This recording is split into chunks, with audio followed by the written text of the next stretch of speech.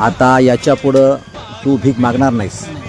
तू तरुण आहेस. तू मला सांगितलं की माझ्या आजोबानं मागितली, माझ्या वडिलांनं मागितली. बरोबर आहे. मग वडिलाची परंपरा चुकीची, आजोबाची वडिलांनं उचलली, वडिलाची तू उचलली. ही परंपरा कुठंतरी थांबली पाहिजे. तू तरुण आहेस. तू सन्मानानं जगावं, मानानं जगावं. कारण तुझं वय आहे. खरं आहे, तुला हात नाही आहेत, पाय नाही आहेत, तू दिव्यांग आहेस. अशा वेळेस भीक मागावं. धर्माच्या आणि देवाच्या नावावर ज्या चुकीच्या पद्धती आहेत त्या बंद व्हाव्यात असं तुला वाटतं की नाही?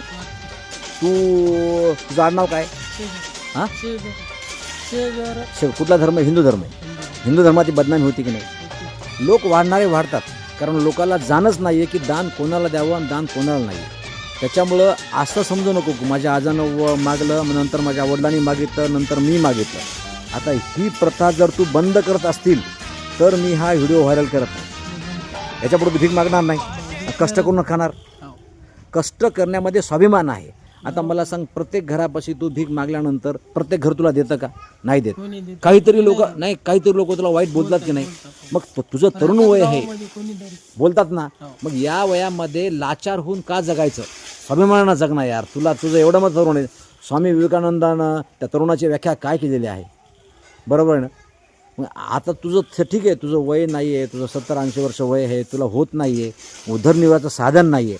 आता तू जिथं पाय मारलं तिथं पाणी काढू शकतोस. मातीचं सोनं करण्याची हिंमत तुझ्यामध्ये आहे.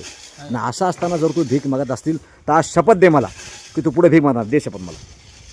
दे शपथ. मी पुढे भीक मागणार नाही म्हण. नाही, मोठ्यानं म्हण.